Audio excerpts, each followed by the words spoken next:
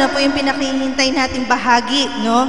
Yung message po ni Lord sa bawat isa. Amen. Na pinamagatang bent but not broken. Amen. Palakpakan po natin ang ating Panginoon at ang magbibigay po ng message niya ay si Pastor Christopher Aguilar. Amen.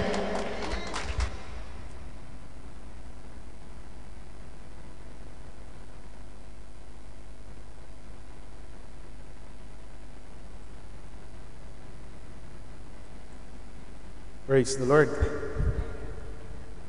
Kaninang pumasok ako sa kwarto ni na pastor, napaluwa ako dahil usually before na akit kami dito sa church, nag-standby ako doon, kwentuhan. Anyhow, that's life. At nawa, ang kanila pong mission doon ay magiging tagumpay. Are you blessed, church? Amen. Lahat po ng pinagpala ng Panginoon, magsabing praise the Lord. Praise the Lord. Lahat ng mga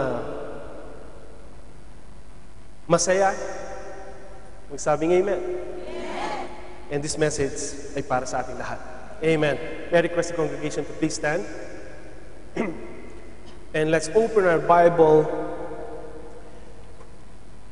in the book of Isaiah. Isaiah chapter number 64, verse 8.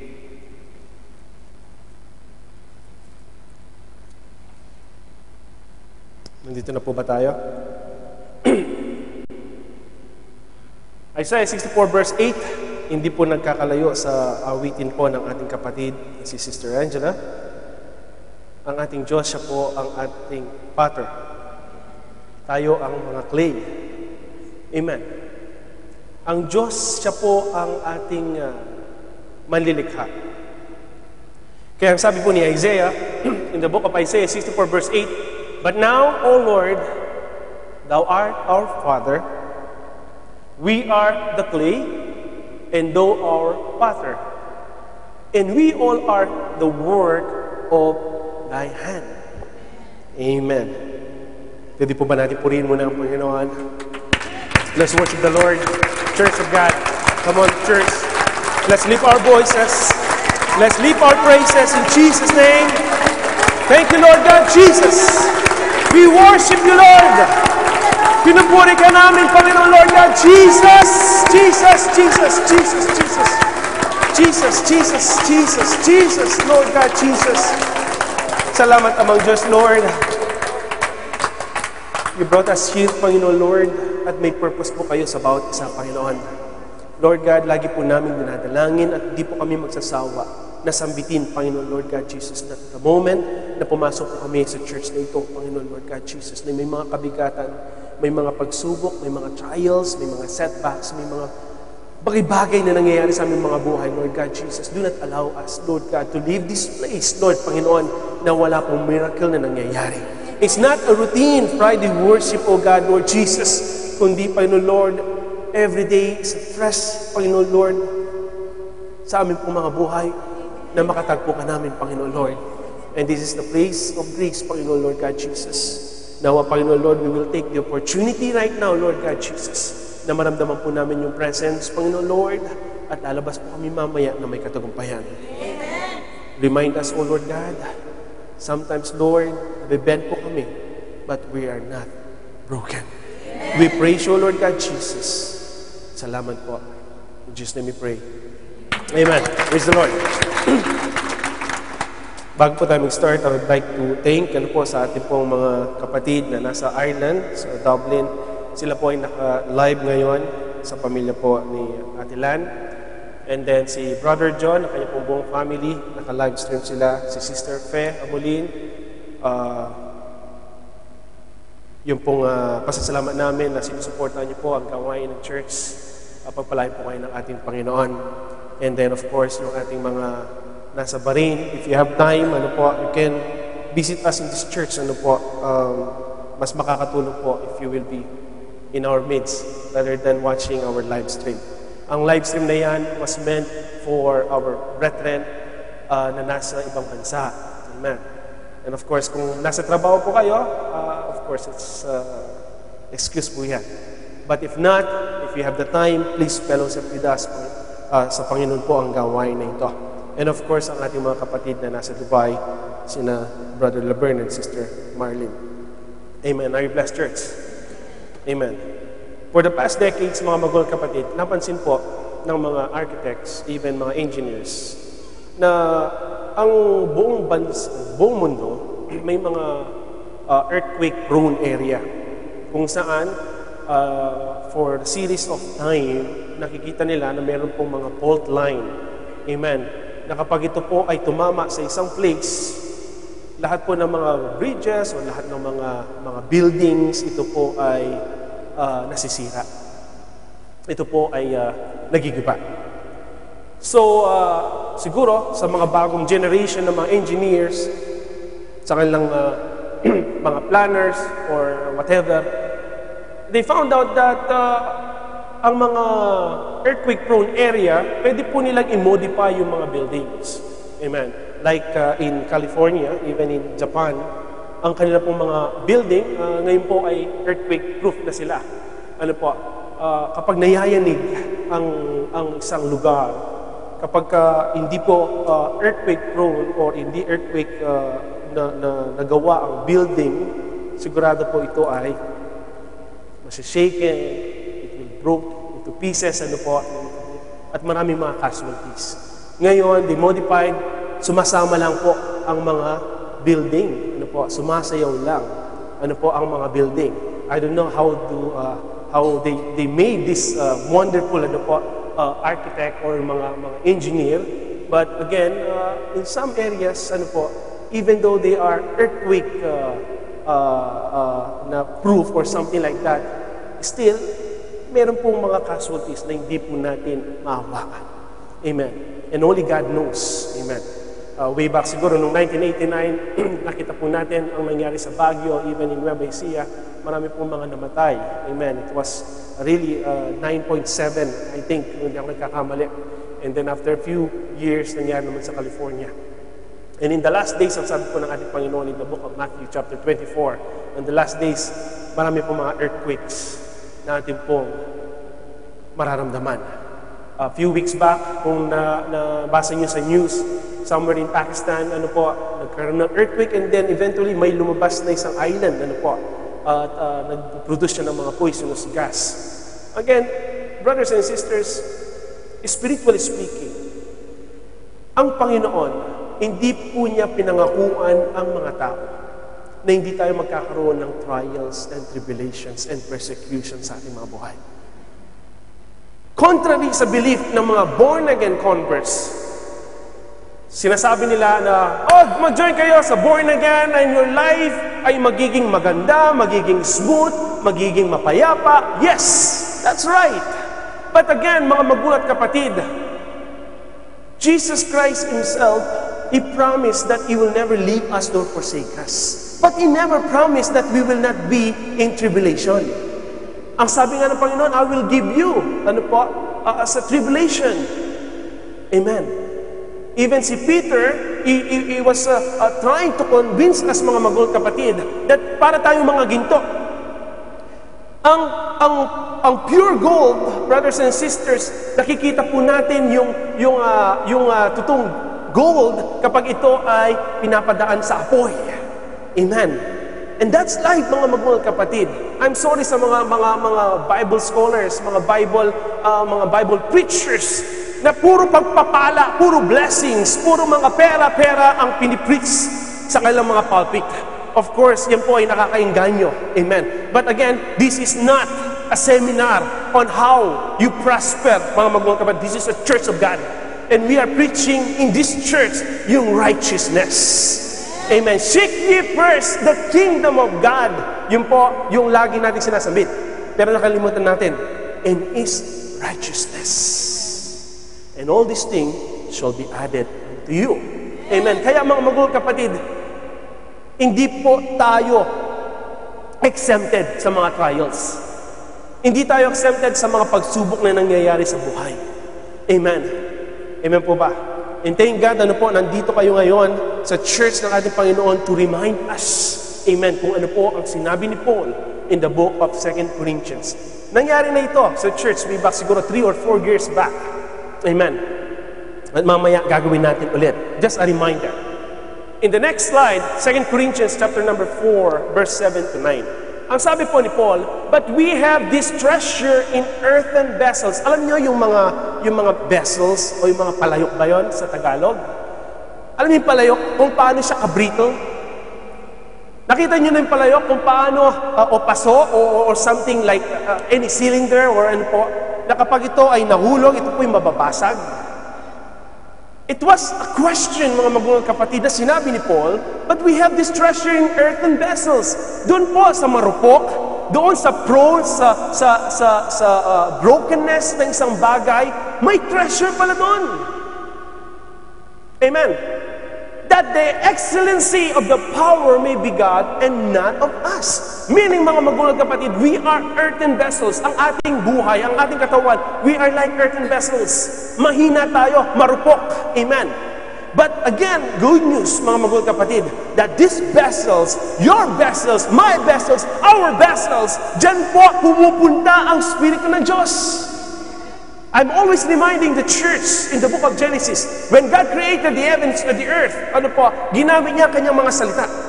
But when God formed Adam and Eve, ginamit niya ang kanyang mga kamay at ginamit niya ang kanyang breath to give life. That's why precious po tayo sa mata ng Diyos. Amen. It doesn't matter kung ano po ang level ng education mo. It doesn't matter kung anong kulay ng balat mo. It doesn't matter kung ano yung dialect mo. It doesn't matter kung ano po ang meron ka. What matters most, brothers and sisters, that you have treasure in those vessels na nasa inyo. You have treasures. You have Jesus Christ that dwelleth in you, na hindi kayo iiwan, hindi pababayaan man, as long as God is with us. Amen. And that's the treasure in earthen vessels. Amen. Kaya po, ang palad tayo, mga magulang kapatid, bagaman tayo tao, tayo po ay marupok, tayo may hina. Sabi nga ng Bible, when we are weak, then we are strong in the presence of God. Amen. Anong halaga ko? Anong halaga ko, Lord, sa inyo? The Spirit of God will dwell in you. Amen. Kaya nga kapag tayo po ay dumaranas ng mga trials, mga persecutions, mga setbacks, mga problema na dumating sa ating mga buhay, if God dwelleth in you, kapag ang Diyos ay nasa puso mo, abang nag-earthquake, ikaw ay sumasayaw lang sa daloy ng pagsubok ng buhay. Ano man po mga turbulent waves, sumasayaw ka lang. Pero kapag wala ang Diyos sa'yo, ano mangyayari? You will stand in your own strength at ikaw ay mabubuhay. And I'm not talking for unbelievers right now. I'm not talking sa mga unbelievers. All of us are believers. Amen. Kaya kapag dumaranas tayo ng mga pagsubok, alam ko na, kapag ikaw ay sumasayaw, marami pong mga pagsubok na dumarating sa iyong buhay. Amen. Brother Chris, hindi ako dumaranas ng mga pagsubok, mga trials, mag-isip-isip ka na. Kapag hindi ka dumaranas ng mga pagsubok, mga magulang kapatid, mag-isip-isip ka na. Naglilingkod naman ako. Mag-isip-isip ka na. Amen. It doesn't mean, again, exempted tayo. Maybe it's not your time. But I'm telling you right now, I'm talking not to myself, but for all na nakikinig sa mga oras na ito, that somehow, someday, one day sa buhay natin, darating ang pagsubok na hindi natin inaasahan. Maybe we will receive a call. May nangyari sa Pilipinas. O naatake si tati mo, o naatake si mama mo, o na-aksidente yung mga kapatid mo. Amen. Malakas po ba? Nakakastorbo yata sa mga bata. One day, mangyayari yan. Or one day, makareceive ka ng horrible report, na meron na palang ka-text meet ang asawa mo. May nililihim na pala. That's disaster, mga magulang kapatid. Na napakagandang relationship and then someone cheated, Masakit yan. And sometimes, magpunta ka lang sa hospital, you will find out na ikaw pala ay hypertensive, nasa stage 2 ka na, or meron kang diabetes, nasa end-stage renal disease, nangyayari yan? Na hindi natin ina-expect. Now, Church of God, ano po ang magiging approach natin? Once we see yung turbulent waves na parating, once we feel na nasishake na tayo sa ating mga buhay, I'm telling you right now, yes, we will be bent, but never be broken. Amen. Tayo po'y tumayo. Tayo po'y tumayo, mga magulang kapatid. Ginawa na po namin ito but I just want to remind some of the brethren na wala during 3 or 4 years back. I will read the first line and then yung italic ba? Italic, okay? Babasahin niyo ng malakas, with power, ha? Amen. Nangyari ito. Verse 8. Are you ready, church? 1, 2, 3. We are troubled on every side. Sandali, ako magbabasa. Yung naka-italics, siyang babasahin nyo with power. Amen. We are troubled on every side. Yet not distressed. We are perplexed. But not in despair. Persecuted. But not forsaken. Cast down. But not destroyed. Praise the Lord. Woo! Jesus, Jesus, Jesus, Jesus, Jesus. Woo! Lord God, Jesus. Jesus.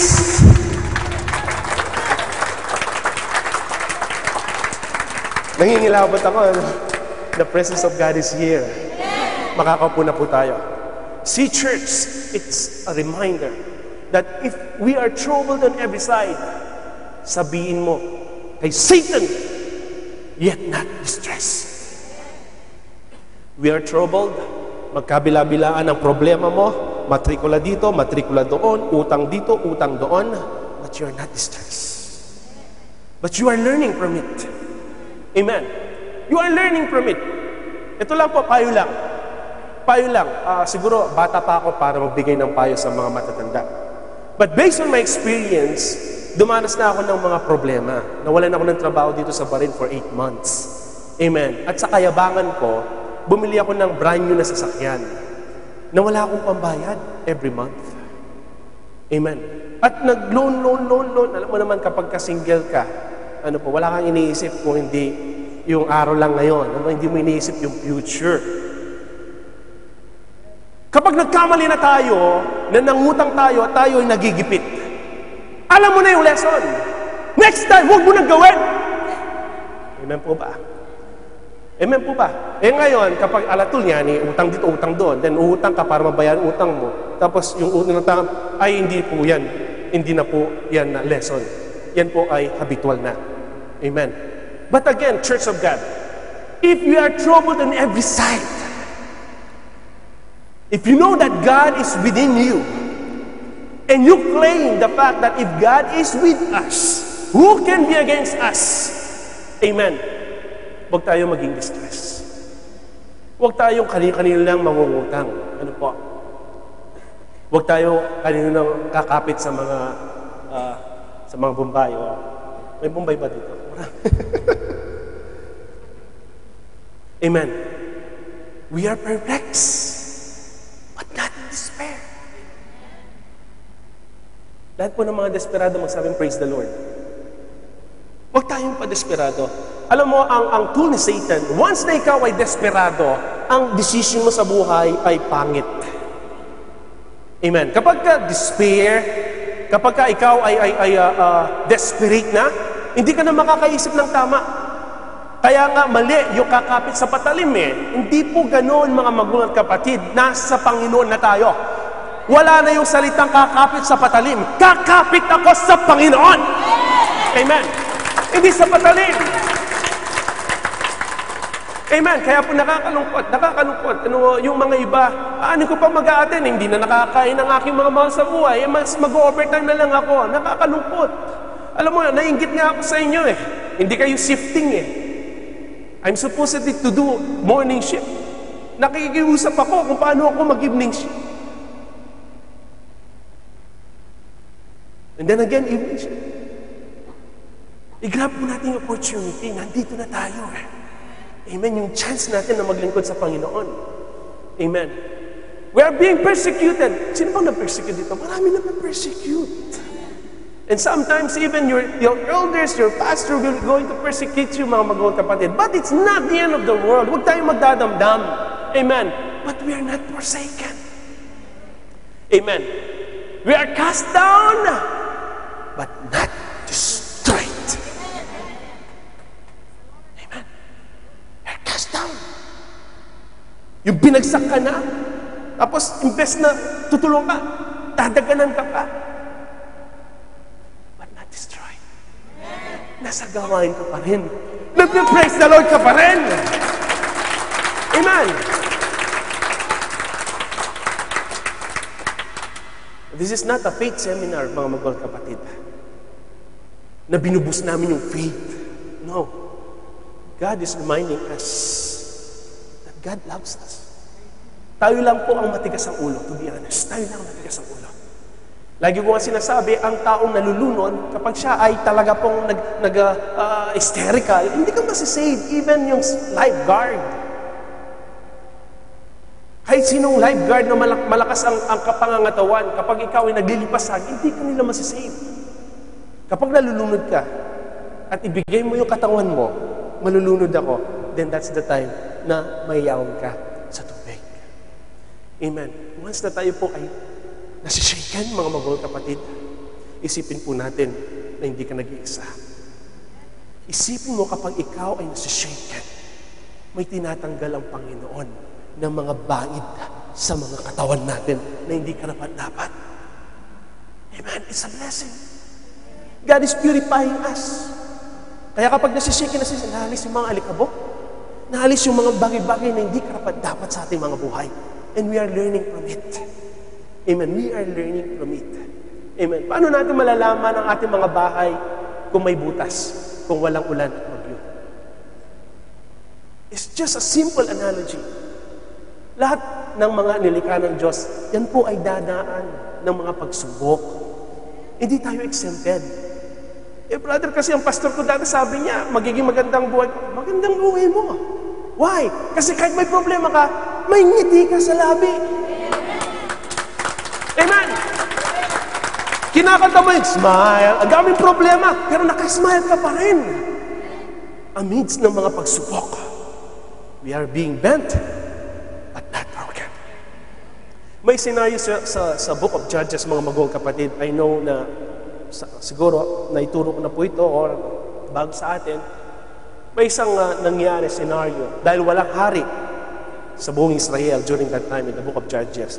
May isang Levita, high priest, of course, mga Levites. Meron po siya na pangasawa. Yung naging asawa niya, hindi siya naging faithful sa kanya. So umuwi po yung asawa niya sa kanilang tahanan. Ganun talaga mga babae, no? Pag iniwalaan yung asawa, tatakbo kayo sa mga nanay, tatay.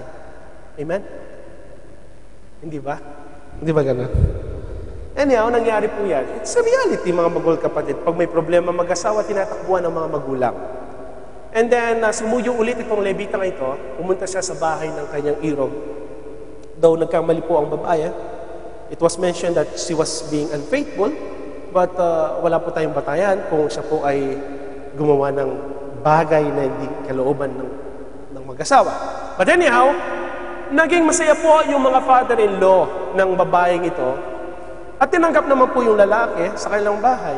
At ang sabi po, alis na kami, pero ginawa po ng father-in-law na pinag-stay niya for several days. Ano po? Every day, pinag-stay niya. Hanggang one day, sila po ay nag-decide na umalis silang mag-asawa. At pumunta sila somewhere sa Gibeah. Ano po? Ito po ay mga lipi ng mga Benjamites. So, sila po ay nanuluyan sa isang bahay kung saan mayroon pong tumanggap sa kanila upang doon sila matulog. At napansin ko, mga magawang kapatid, during the time na mga Israelites, may mga bakla na pala noon. May kumatok sa bahay nila. Ilabas mo sa amin ang lalaking yan, ang Levitang yan. At kami makikipagtalik sa kanya. Imagine, ganun po kabrutal ang mga tao doon. Amen. So, ang ginawa po ng lalaki, yung nagmamayari ng bahay, sabi niya, ibibigay ko sa inyo yung aking dalaga.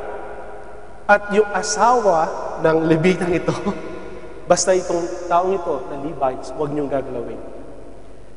Ito pong mga taong ito, ang kinuha nila, yung asawa ng Levite. At ang sabi sa Bible, in the book of Judges chapter 19, ni-rape po ang babae ito. Karumal-dumal ang ginawa nila. Buong magdamag, ang sabi po ng Bible, ito po ay ginahasa ng mga lalaki ito. Na wala po silang awa.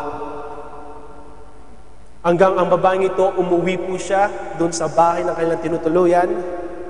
Kumatok siya, at nung pong nakita na nasa labas ang babaeng ito na namatay, ang ginawa ng Levitang ito, kinuha niya yung kanyang asawa, umuwi sila, at ano pong ginawa niya? Pinagpipiraso niya ang kanyang asawa into pieces. At yung 12 pieces na pangpira-piraso, itinapon niya po sa buong 12 tribes of Israel. Nagalit po ang mga Israelita. Nagalit sila.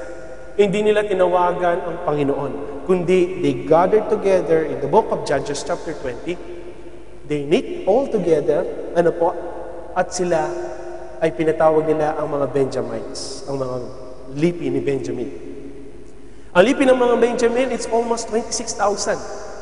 Ang buong Israel, yung 11 tribes, they are about 400,000. Ang lipi ni Benjamin ay napakamaliit. Dahil yan ang bunso ng tribe of Israel. Hindi po nakipagkita ang mga Benjamites. So ngayon, dito po papasok ang message ng Panginoon. Of course, hindi natuwa ang Diyos sa ginawa ng lipi ni Benjamites. Diba? Minsan mga magkakapatid, nagkakaway-away, even sa church. Pero nung pinatawag, imbes na magpakumbaba, nagmataas. Imbes na tanggapin yung kamalian, tinaas nila yung kanilang ere. Dahil alam nila na hindi rin sila pababayaan ng Panginoon. Pero yung mali, mali. What is black is black. What is white is white. Amen. Though, sige, sabihin natin, wala kang pagkakamali, mali ng iba, mali ng kasama mo, but the mere fact na tinawag ng 12 tribes of Israel as one at hindi ka nakipagkita, that's against the law. Amen po ba? That means may pagmamalaki, may pagmamataas, merong proud spirit na nangunguna. Amen po ba? Let's see. In the book of Judges, chapter number 20, magsisimula tayo sa verse 12. Amen. I will use the NIV, para lang po, kasi sa King James Version, may mga words na kailangan pa natin pong idig. But I will use the NIV para po maunawaan natin. Amen. The tribes of Israel sent messengers throughout the tribe of Benjamin, saying, "What about this awful crime that was committed among you?" Nanawagan sila. See, nagpunta ang kapatid nating Levita sa lugar mo. Kinatok siya ng mga Benjamites. Amen. Few people or some people. And then anong ginawa nila? Pinatay nila. Ni-rape nila itong Israelitang ito.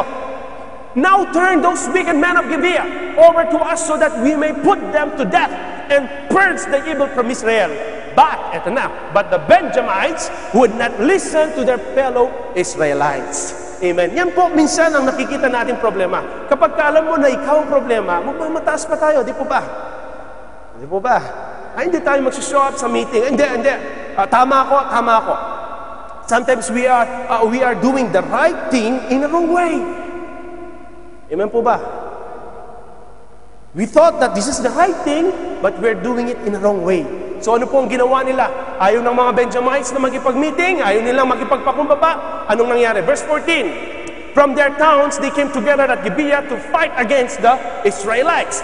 Now, verse 15, at once the Benjamites mobilized 26,000 swordsmen from their towns, in addition to 700 able young men from those living in Gibeah. 26,000 po ang mga Benjamites. Ito yung dito ako na-amaze. In verse 16, among all these soldiers, there were 700 select troops who were left-handed. Sino po mga left-handed dito? Magsabing praise the Lord. Sino mga left-handed? Left-handed, nakataas yung right. Amen. So yung mga left-handed, usually, hindi natin sila left kasi dominant ang left eh. So ang right hemisphere ninyo, is ang dominant. Kaya magaling kayo sa art, magaling kayo sa music, magaling kayo sa mga bagay-bagay. mga lefties. Okay.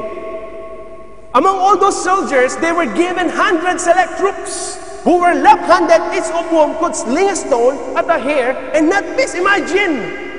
Mga lefties sila, 700. They are very armed.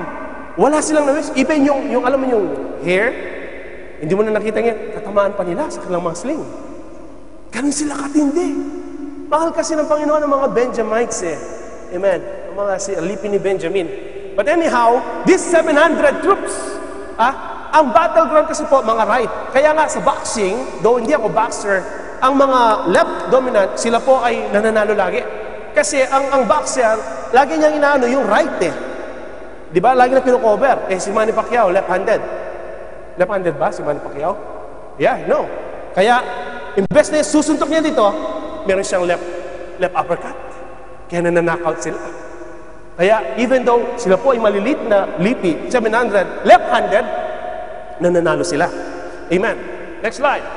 Verse 17. Now, Israel, apart from Benjamin, mustered 400,000 swordsmen, all of them fit for battle.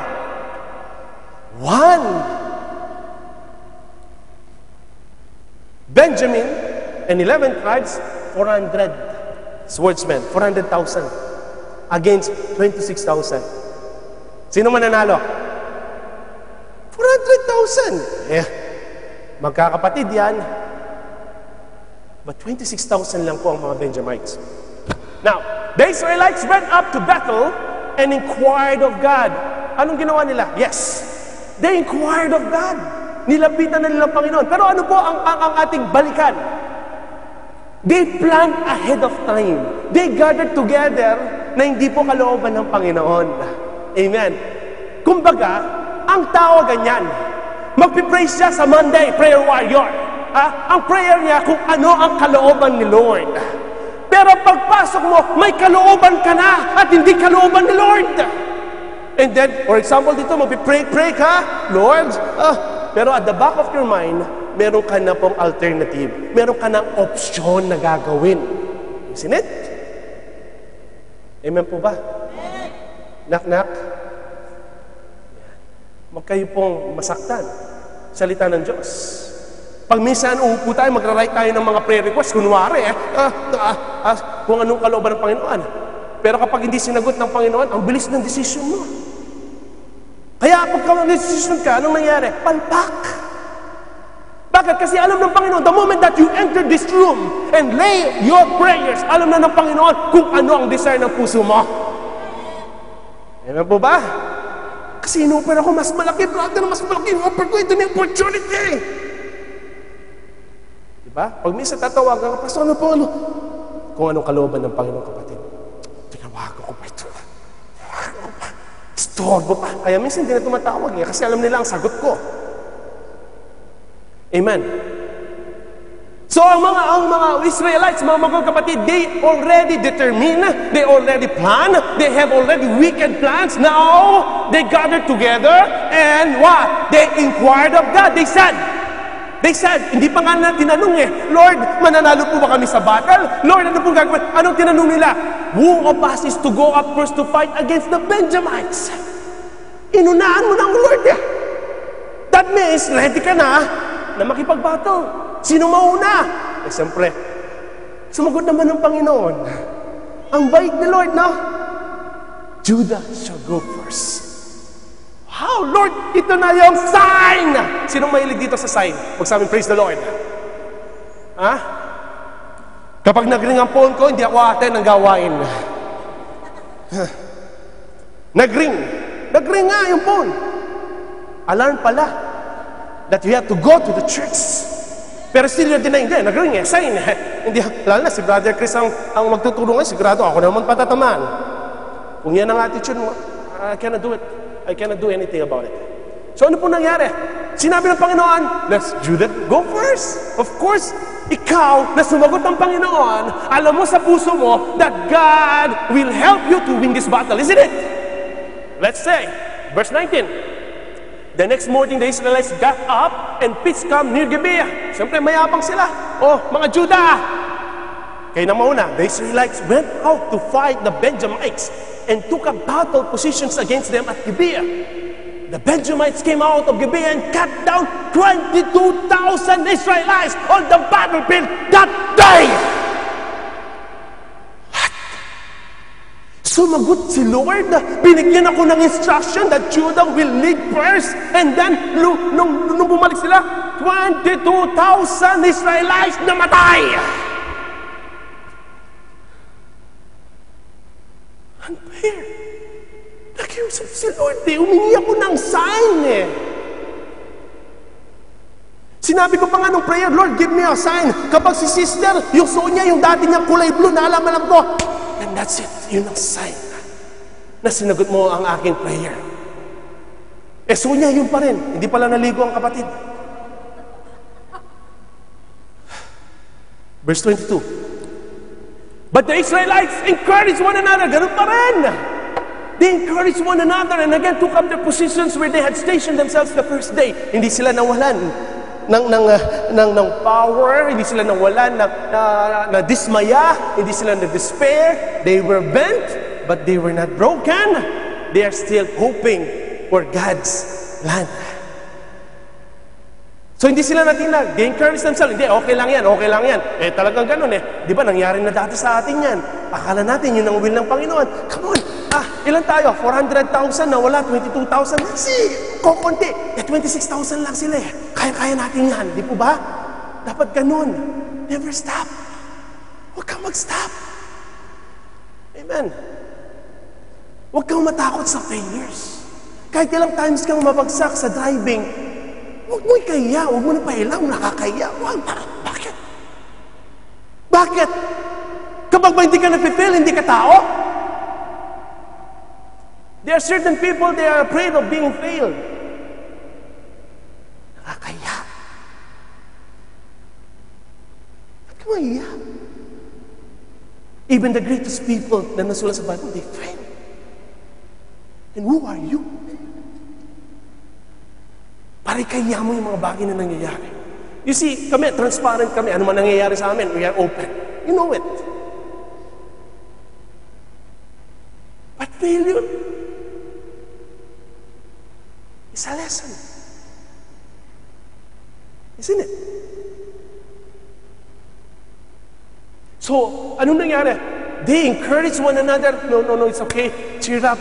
Mga magulang at kapatid, cheer up. This is part of life. May purpose si Lord. See, they never give up. They never give up sa battle nila. They lost 22,000, not only 22, not 220, not 222, 22,000, my dear friends. But they encouraged one another. Now, 23. The Israelites went up and wept before the Lord until evening. Magdamagang kang tanghali. Umiyak sila. Kasama ko pala kanina si Father. Hindi ko inaasaan na siya mamamatay. They wept. And they inquired of the Lord. They said, shall we go up again to fight against the Benjamites, our fellow Israelites? The Lord answered, go up against them. See, again, God answered their prayers instantly. Di po ba? Di po ba? So I think they will win the battle. Come on. Lord, sinabi mo, lulusob kami. We are expecting your help. Next slide, verse 24. Then the Israelites drew near to Benjamin the second day. This time, when the Benjamites came out from Gibeah to oppose them, they cut down another 18,000 Israelites, all of them armed with swords.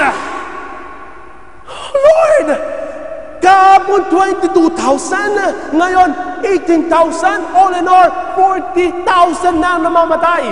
At wala pa namamatay sa mga Benjamites. They were bent. Again, they were not broken. Is it the will of God na mag-fail? Yes, it's the will of God. Who gave them signs? God Himself gave them signs. Sino nasaktan? Sila nasaktan. Nagmurmur sila kay Lord? Nagreklamo ba sila kay Lord? Yes, of course. As a human being, sometimes we are asking why. Lord, bakit? You gave me all the resources. You gave me all the strength. And at the end of the day, when I fought this fight, I lost. I failed. Is it unfair? Palagay ko unfair. 22,000 and then 18,000 the other day. 40,000 now, 10% of the armies. Is it right, mga accountant? 400,000, 40,000 namatay. 10%. Magaling pa pala ako sa math. I think enough. I think, give up na tayo. Come on, let's close. Deal or no deal? Huwag na tayo magipag-deal. As a human being, gano'n. Ang mga taong walang Diyos, first attempt pa lang, give up na. Surrendered na. Second attempt, ayoko na. Let's see. In verse 26, then all the Israelites, the whole army, went up to Bethel, and there they sat weeping. Ngayon, they have the time now to sat. Umupo, relax. And they started to weep before the Lord. Now, may nakita tayo, they fasted. Nag-ayuno sila. And the day until evening and presented burnt offerings and fellowship offerings to the Lord. So now may mga sacrifice na hindi nila ginawa dati. Hindi muna sila nagmasid, hindi muna sila umupo at nagmasid. Ano pang nagawa kong kasalanan? Bakit nagagalit sila? Bakit nagkakaway-away? Just sit down, relax, and meditate the Word of God. Hindi yung masyado tayong aggressive na, di ba? Pagka ganun, pag I'm talking to myself, sometimes aggressive ako when it comes to decision making. Minsan, masyado akong mabilis. Yung isip ko, tumatakbo na 220 miles per hour. Hindi na ako nakakapag-isip minsan. Nagkakaroon ng poor judgment. Lalo na, I'm working in emergency. I'm trying to at least minimize yung pong mga ganyang mga decision. I might kill a patient. Sometimes may patient na ganyan, in emergency pediatric, mag-isa lang akong duty. And like sa adult, 4 or 5 doctors are there. But in my ship, I'm always alone. Di po ba? Kaya kapag distress tayo, despair, cast down, take time to sit down and weep and fast sa ating Panginoon. Let's try to figure out kung ano ang pagkakamali. Walang mali ang Diyos, by the way. Walang mali. God allowed these things to happen because He has a purpose. Masyado kang believe sa sarili mo. 400,000 ka, Israel. Ang anak ko si Benjamin, only 26,000. Kaya-kaya niyan. Pero they are using their own strength. They are using their own might. They are using their own knowledge. They are using their own power and authority. Ang Diyos, second option lang. Kayo, ano ang outcome? Failure. Despair. Kaya nga nakaka-bless, ano po, some of our brethren, we were really blessed. Pinag-uusapan nga namin ng aking pamilya, may mga bago pa lang na dating from Philippines, never missed mga gawain sa church. And when they are trying to apply sa kanilang mga job, automatically may job na offer na bibigay. It's amazing. And the most important thing is they will still continue afterwards. But mostly, 75%, I'm talking about 75%, mostly kapag sila may trabaho na kaliwali. Tsaka na muna ang Diyos.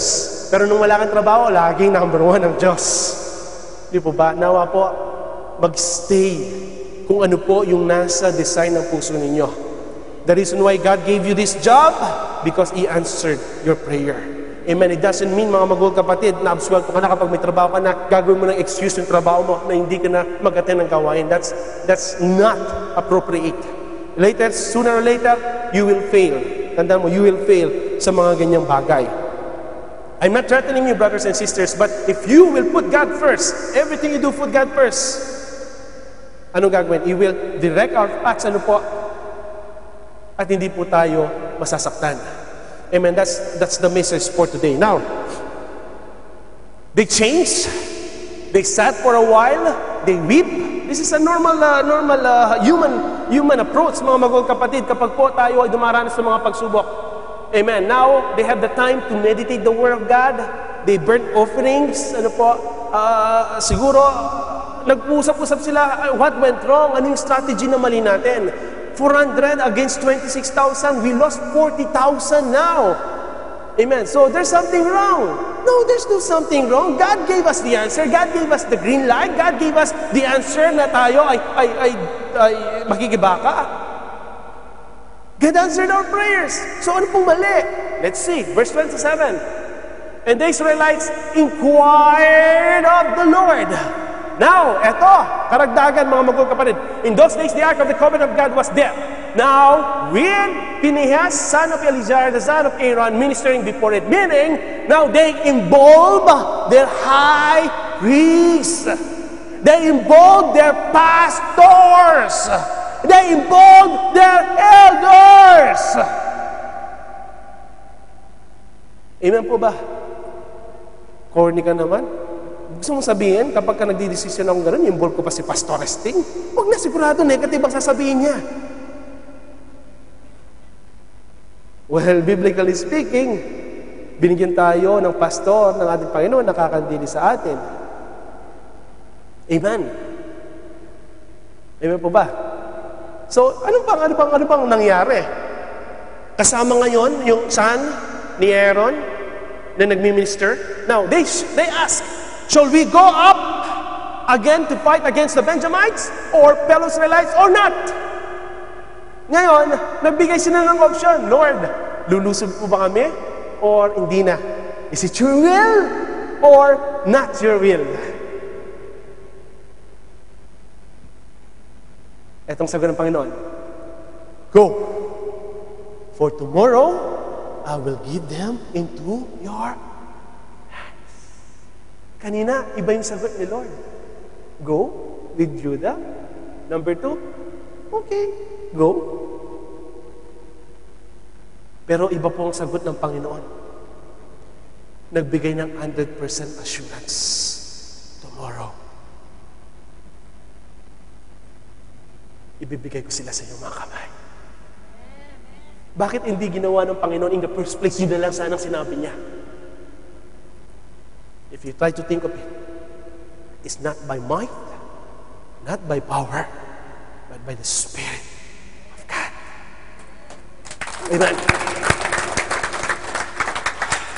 The Lord responded, go, for tomorrow I will give them into your hands. Next slide. Then Israel, eto na, nagbigay na ng Panginoon ng strategy. Nagbigay ng Panginoon ng instruction. Then Israel set an ambush around Gibeah. They went up against the Benjamites on the third day and took up positions against Gibeah they had done before. So, same strategy. The Benjamites came out to meet them and were drawn away from the city. They began to inflict casualties on the Israelites as before, so that about 30 men fell in the open field and on the roads, the one leading to Bethel and the other to Gibeah. Meaning, nung nagkikipag-battle, again, namatay 30 na mga Israelites. So what went wrong again? Bakit hindi tayo kalooban ng Panginoon? But again, sinabi ng Panginoon, go, for tomorrow I will give them into your hands. Pinangawakan nila ba ang plano, ang salita ng Panginoon? Yes. Kung hindi, brothers and sisters, palagay ko, natulog na lang sila. Matulog na lang tayo eh. 2 beses na tayong sinagot ng Panginoon, talpak eh. Yung pangalong beses. Kaya, Church of God, kapag tayo dumaranas sa mga problema, pag hindi sinagot ng Panginoon, ang unang inquired mo sa Kanya na problema, it doesn't mean na hindi ka mahal ni Lord. Second time around, the same problem, hindi na naman binigyan ng Panginoon, nagdadamdam na tayo. Pag minsan, kulang na lang. Ikikurse pa natin ng church eh. Kaya nung nag-attend ako sa born na ganun, doon nagkagulo-gulo yung buhay ko. It's not the end of the world. May third day pa. It's up to you if you will continue or stay sa second day for the rest of your life. But if I were you, mga magulang kapatid, on the third day,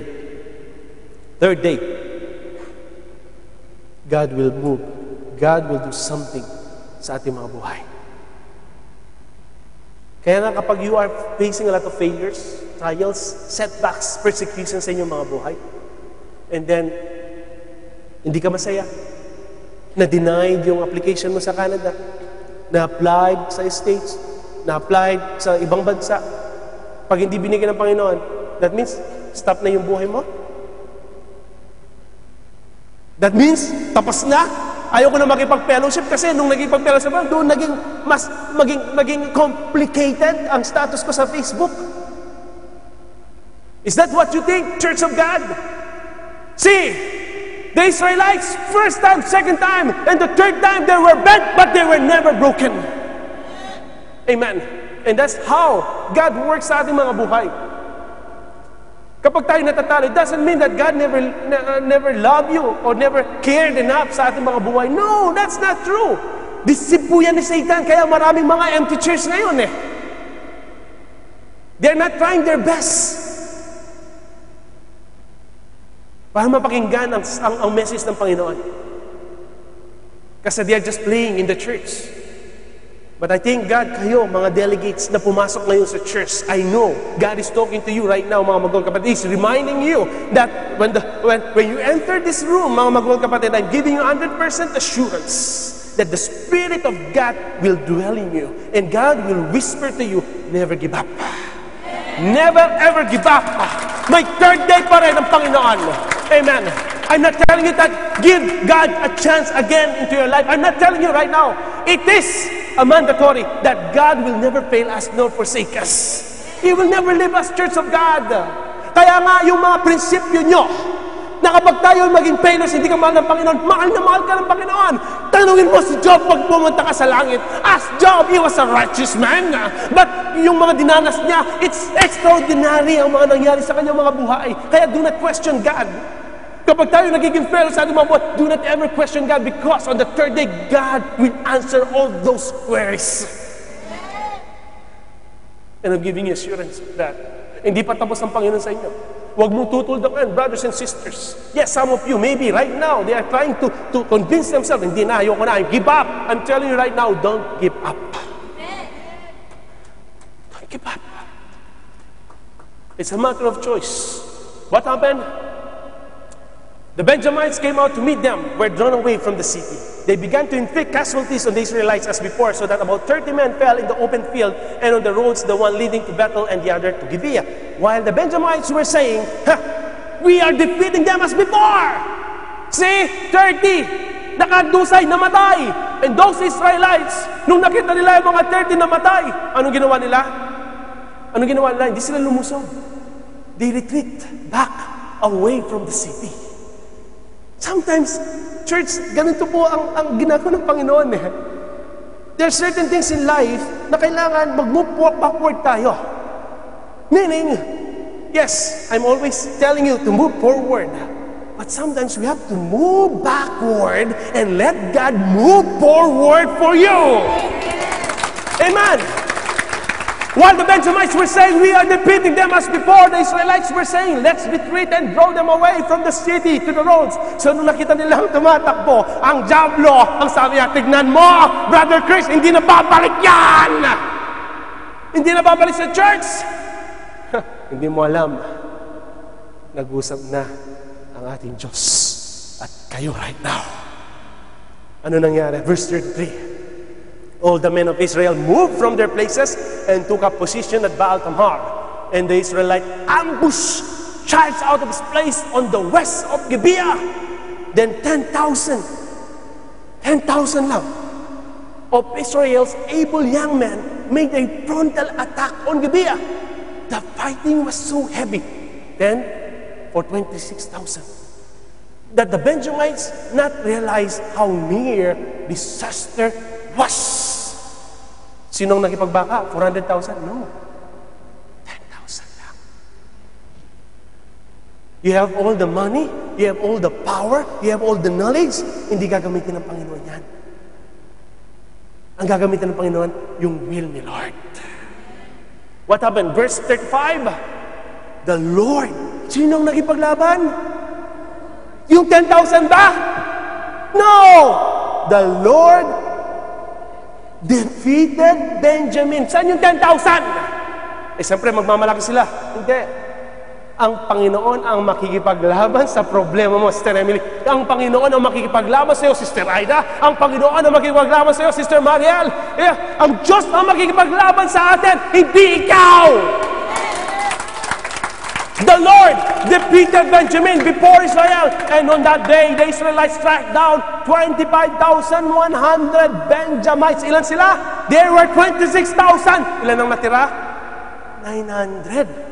All armed with swords. Then the Benjamites saw that they were beaten.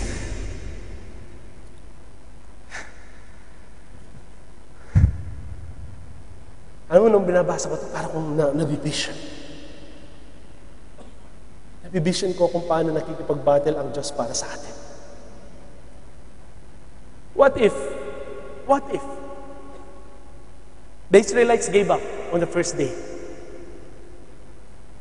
What if, okay, they allowed themselves to fight the battle on the first day? What about the second day? What if they fail again and then they retreat? Ayoko na maglingkod. Pagod na ako. Anong pangako ng Panginoon sa akin? Wala. See? Twice. They were bent, but they were not broken. Come on, God is talking to you right now, Church of God. Nawalan sila ng 22,000 in the first day. And then 18,000 in the second day. And the third day, they lost 30. But when they saw 30, siguro madidisip ka na eh. Come on, nangyari na ito kahapon, nangyari na ito nung makalawa. Pagka niloloko lang ako, binibiro lang ako ng Diyos. Di po ba? But they were not broken.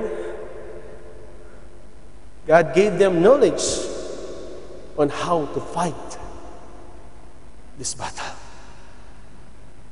Kaya nga kapag tayo nakikipagbaka, you're not alone. You're not alone. I am not alone. I'm always convincing myself I'm not alone. It's not easy to handle this church, kami mga magkakapatid, because my dad is really determined for 15 years. Pag may problema, kaagad nakatawag kami sa kanya. Pag may wala si sister, hindi nag-attend si brother, hindi nag-attend, nayayanig po kami kung alam niyo lang. Isa lang soul ang nawala sa praise and worship. Isa lang nagpapaalam sa inyo. We are being shattered. It's a challenge for us right now, but we are not fighting these battles. Sa amin lang po. If God is with us, who can be against us? Amen. And this battle is not for us. The battle is the Lord. The battle is the Lord. Amen. Yes, we are being bent. Kaya nga dapat maging flexible tayo, Church of God. Maging flexible tayo. Alam mo yung flexible? Alam mo, I'm a dancer. Pinapatawa ko. I was a dancer. Avid fans ako ng Menudo. Malambot ako. Kasi hindi ko na pinapractice yung pagsasayaw. You see, spiritually speaking, we have to be flexible at all times. At all times. Flexibility. Saan tayo ilulugar ng earthquake sa buhay natin? Maging flexible tayo. Not our strength.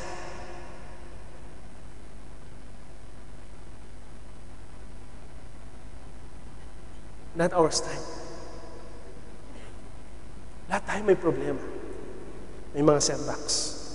Again, I will not tell you that give another chance and po ang Diyos. It's part ng strategy ng Panginoon na matuto tayo sa mga problema yan.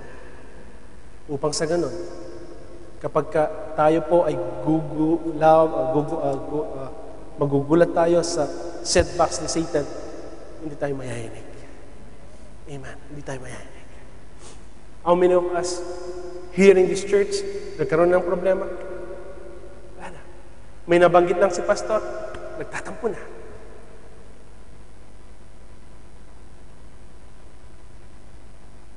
You have to be firm. Amen.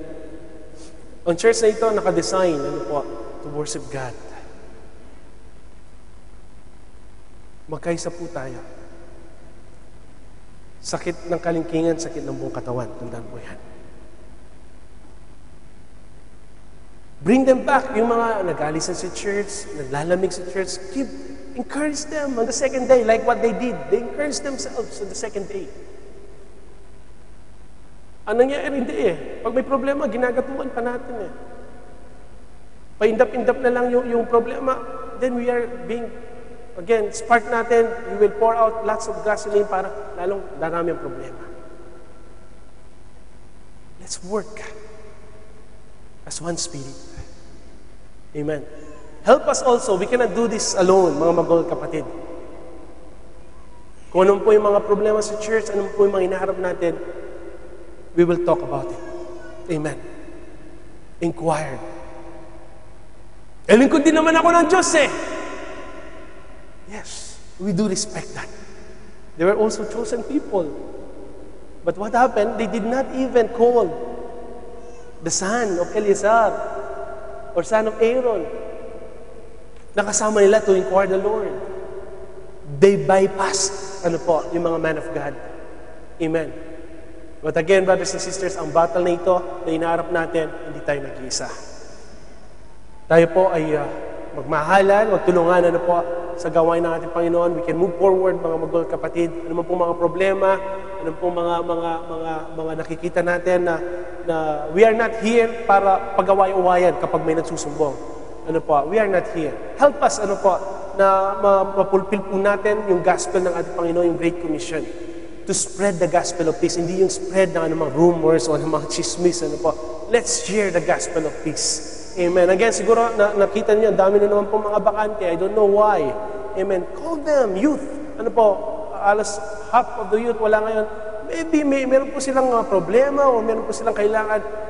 Call them, mga magulong kapatid. Amen. Yung mga women's and men's, encourage one another. Tell them that it's not the end. It's just only the second day. May third day pa. Amen. Tayo po'y tumaya.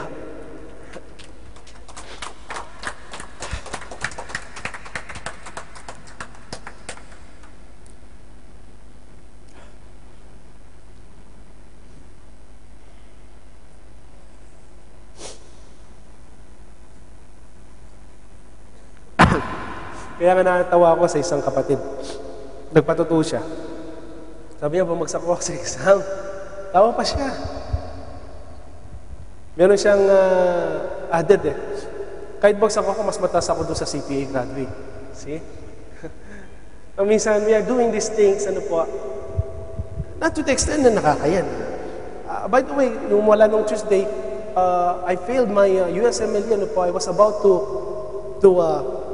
go sa Houston this January, but nangyari Nung binuksan ko, only 20, imagine 20 marks sa latest sa biostatistics. I did not go for any review center alone.